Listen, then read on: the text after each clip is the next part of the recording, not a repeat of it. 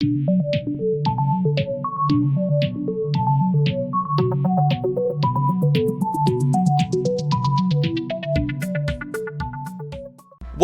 to The Deciding Point, our Cracked Racquets weekly roundup of the biggest storylines going on throughout the tennis world. Joining me to break down all of the action, as he always does, you know him as our Cracked Racquets Do Everything forefather of the forehand slice and baby boy, given his clean-shaved look. It's James Foster McDonald. Jamie, another week in paradise. How are you doing?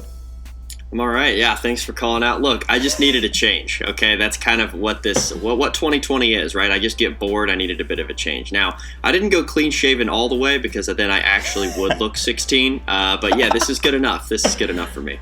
I don't know if this is the least or the most you've looked like Jill Simone, but certainly it fits with the theme of our show. A little bit of rebranding from you, a little bit of rebranding to discuss as one of the biggest storylines. And of course, if you are new to the show, that's what we do. We break down the 5 biggest storylines. We end with our deciding point, have a little bit of fun throughout the way. But with that in mind, let's get into it. Westoff, give me those deciding point credits.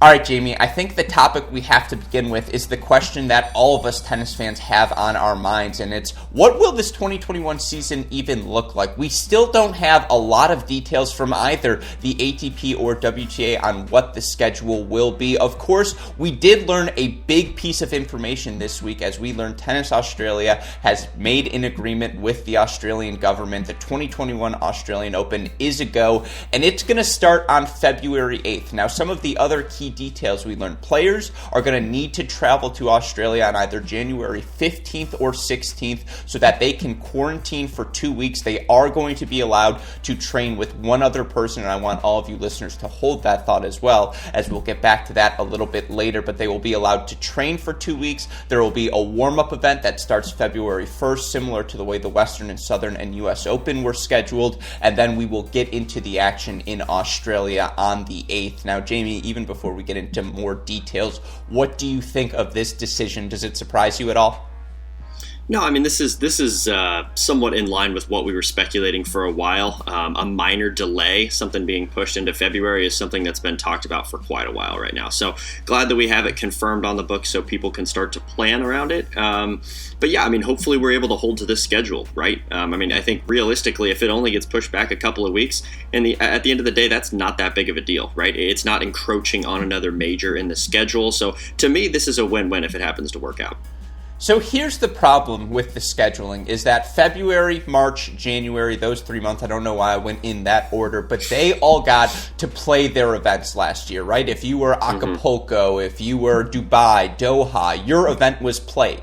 So you have a little bit of room to maneuver. If those events get canceled, if they get pushed back to later in the season, those tournaments don't take a hit. But why the Australian Open really does have to be played by the end of February, Jamie, we inch closer and closer at the start of the year to getting to the point where those tournaments who weren't played in 2021, if they aren't played for a second year consecutively, that's devastating to the finances of so many of those events. That means you're going to see, 250 events on both the ATP and WTA side, places like Charleston, places like Atlanta, maybe not be able to come back. And so February was always going to be the sticking month for the Australian Open. Certainly Craig Tiley has been very confident throughout this offseason. I think the biggest issue, I just want to throw one more fact at everyone. These numbers are from Thursday, but on Thursday there were 200,000 COVID cases in America. There were 16,000 in Great Britain. There were 14,000 in France.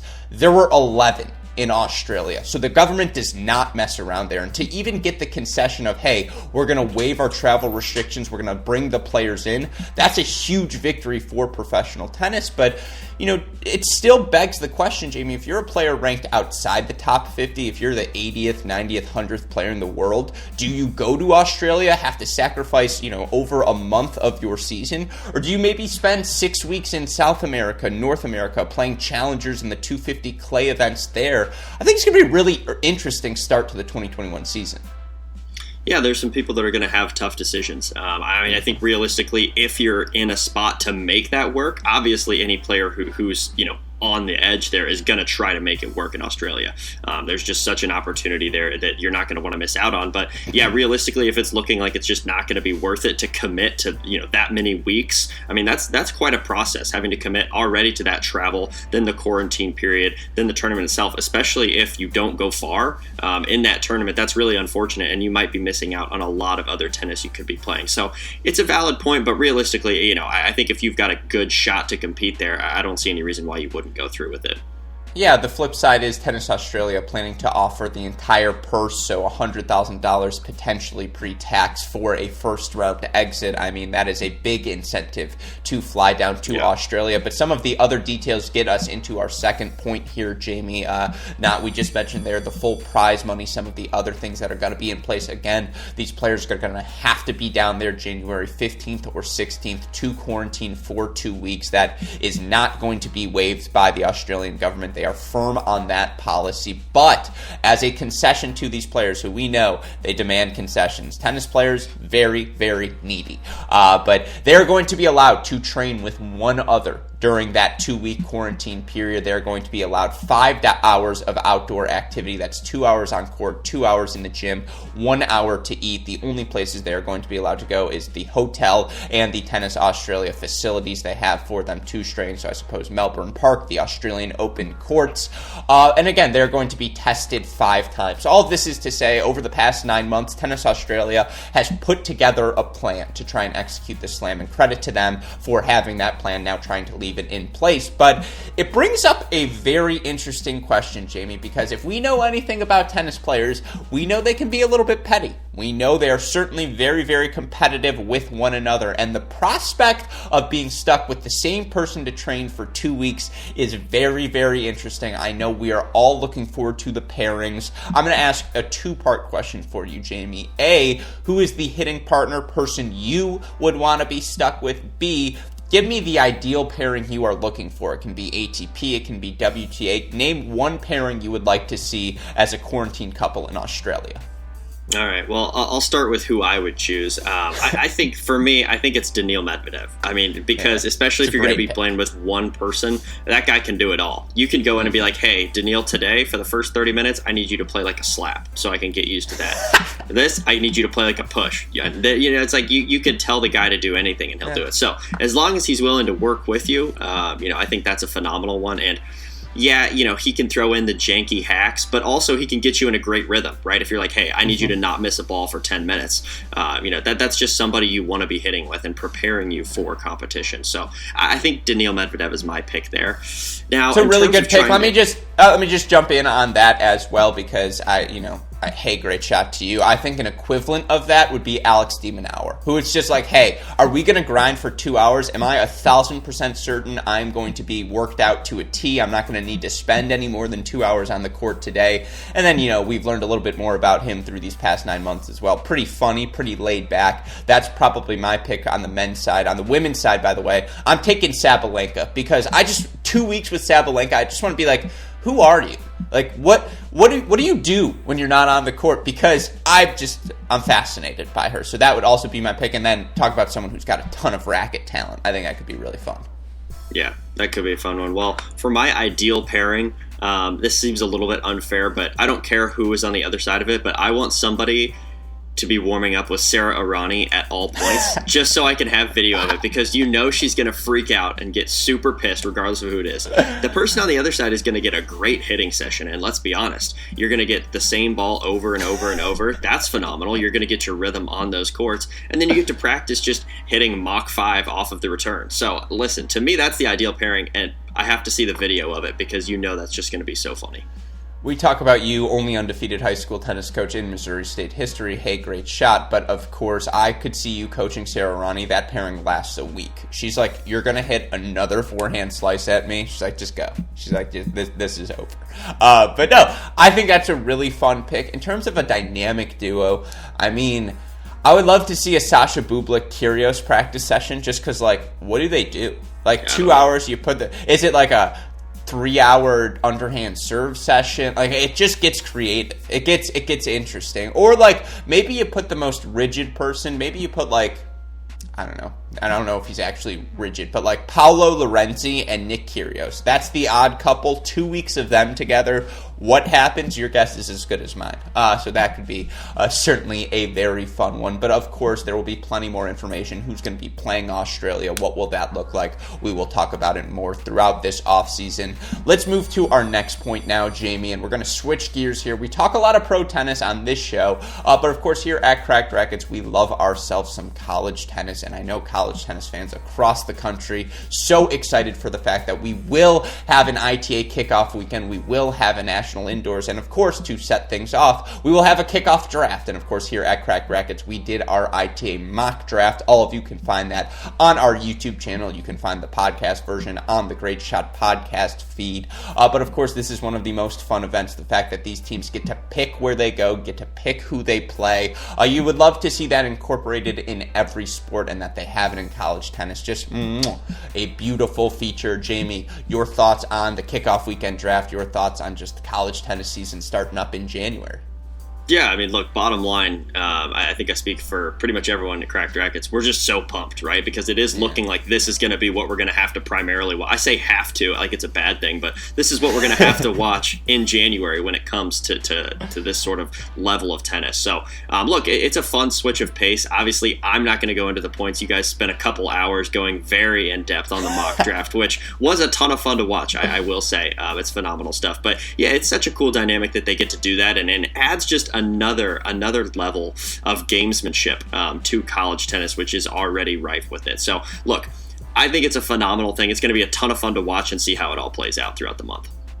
Yeah, look, you mentioned it. We said it all in that 2.5 hours. Shout out to Matt, Chris, Shannon at Slam Tennis, and of course coaches Woodson and Spencer for joining us on the show. I'll just reiterate here quickly what I said there, the summary of it. As Stanford goes, the rest of the draft goes. If Stanford is forced to go to number 1 seeded USC, it means geography is going to play a huge factor, and that is something we've talked about before. If you've watched any sports, whether it's college, professional, it doesn't matter the league, it doesn't matter the sport, we are living in a global pandemic. So if you can play someone nearby, if it's just the logistics of it are easier, it's more likely to happen. And so be on the lookout for that throughout the kickoff weekend. Geography is going to play a far more critical feature than it ever has before. That being said, only 8 teams qualify for national indoors this year in D1. It means the kickoff regions we're going to have are going to be spectacular. And yeah, to Jamie's point, if college tennis is all we have in January, I promise you, tennis fans, you're going to be more than satisfied. But to see more of that, again, go check off our ITA Kickoff Weekend mock draft. You can find it on YouTube. You can find it on the Great Shot podcast feed.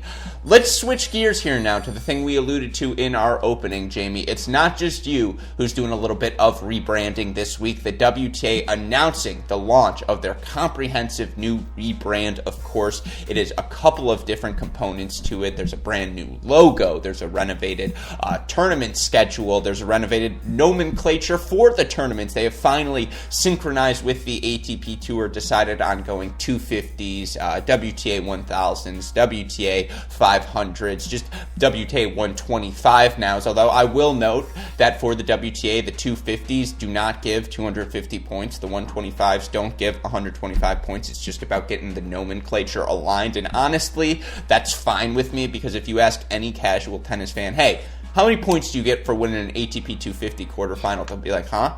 They'll be like, what? Like, I don't know. What's an eighth of 250? And it's like, okay, yeah, whatever. The point being, Jamie, in general, your thoughts on the WTA's rebranding, the efforts they are having coming into a new decade. I mean, I think it's a good thing. I think they sat down and recognized they've probably known for a while, and this gave them an opportunity to rebrand this thing, because they really did need to. Whether that's just to make things more efficient and easier for the fan, or it is setting something up for down the line, things being synchronized and synergized with the ATP, regardless of what that end purpose is, that end goal, I think it just makes things much simpler for the spectator. So I think that's great. Generally speaking, I mean, of course, you and I both read the whole press release. It's just about getting that fresh start that I think the organization really needs. And again, I think the nomenclature is a really important piece of this. For a while, it was kind of going back and forth between like imperial and metric. I'm like, okay, what's a mandatory premier this, premier that? Like, let's just get it on the same page so it makes sense. So to me, that's the part that sticks out the most, and I think it's a really, really good thing to be happening now. Yeah, I would have two reactions to this. One component we didn't mention, the marketing campaign they're launching, WTA for the game. It's going to be 30 to 60-second commercial spots. And the thing the WTA did so well that the ATP could never, not ever accomplish is the fact that they got every player in the WTA to tweet out in synchronization, hey, this is, for the game. All of these different, the new WTA logos, the new photos they have on the websites, all of it in sync, all of them displaying some sort of tweet in the first 72 hours of the relaunch of this marketing campaign. And just that sort of, I hate to use this consultant speaking word, this is how you know I was home last week, I've been around my brothers, to have that sort of synergy between players, between organization, between sponsors. That doesn't happen in tennis. And so it is a recognition of, hey, players drive the marketing for these sports as much as anyone nowadays. It is all about player empowerment in modern day sports, and the WTA is embracing that. And for them to do that, one could argue, well, honestly, one doesn't even have to argue it's late because they're doing it. They recognize what needed to happen and they are doing it. Now, the second component of this, and I've talked about this a little bit elsewhere, I think this is a recognition that they missed their next-gen WTA window, right? The next-gen campaign for the ATP might be the single most successful marketing campaign they've had of the 21st century. We know guys like Khachanov, Tsitsipas, Medvedev, Zverev, Shapovalov. That's the next-gen crew. It stuck. It worked. The branding worked. They were the next generation of stars. The WTA next generation of stars are already here, right? Osaka, Andreescu, Kenin, Swiatek, all Grand Slam champions, all still under the age of 24. Ashley Barty, 24 years old. And look, they have already established themselves. And so, I think for the 2000s, 2010s, there was a lot of, we can just coast off Serena. If she's in a final, we're going to get X on the ratings and we're going to hit our numbers, and that's fine. This is a recognition that, hey, we have this next generation of really 20 to 50 stars on tour, 20 to 50 different players who, if things go right, they can pop. And this is to advertise all of them. So I think they nailed it. I'm a big fan. Yeah, I think they did. I think they did a lot of really smart things here. I will say, in fairness to the WTA, the ATP, having that branding with Next Gen, the sort of dynamic of the tour allowed them to have that a lot easier because of the fact that there was a lost generation. True. And it was like, okay, well, let's really hit it hard on this next one, where regardless of the level they get, the big three are going to be like 40 by the time these guys are in their prime. So let's actually, capitalize on this, because at some point they are going to overtake the game. Whereas that step might not have been as clear on the women's side, just because, we had many people winning different majors. Obviously, Serena's still so dominant at the top, but just a little bit different of a landscape. But yeah, overall, a really good thing. And I'm excited to see, and hopefully, this does wonders for them in terms of numbers, ratings, whatever they're trying to achieve with the new marketing campaign. Well, our final question in lieu of this marketing campaign for our deciding point today, I asked you, Jamie, we see their new logo. They've incorporated a player into that logo, maybe perhaps trying to evoke the Jerry West of the NBA logo, him dribbling to the side. We all know what that NBA logo is, so I wanted to ask you this question. I have my answer as well. You're crafting your ideal WTA player logo. Who is it, or what is it? What does it look like? Well, again, another cheap shot here, but I feel like they already did it with Sarah Irani serving right now. No, I mean, listen, I think if this isn't Serena Williams for your pick, you're crazy. She has been the definitive icon of the WTA, and rightfully so. And so I feel like that should continue. I will say the WTA definitely sort of took a page out of the ATP book here. If you go look at when ATP revamped their logo, what was it, roughly a year ago? Maybe more? I don't know at this point. It's very similar, right? It's just sort of one primary color, a nondescript player hitting a shot, and that's what it is. And so, yeah, I think it would have been a little bit more fun to go after sort of a defining picture of Serena with a fist pump, or right after a shot, for example, because I think she's earned that. But regardless, I mean, this is a smart play too. Nobody's going to get mad at him, because it's just like, hey, here's this person playing tennis. So I get it. Yeah.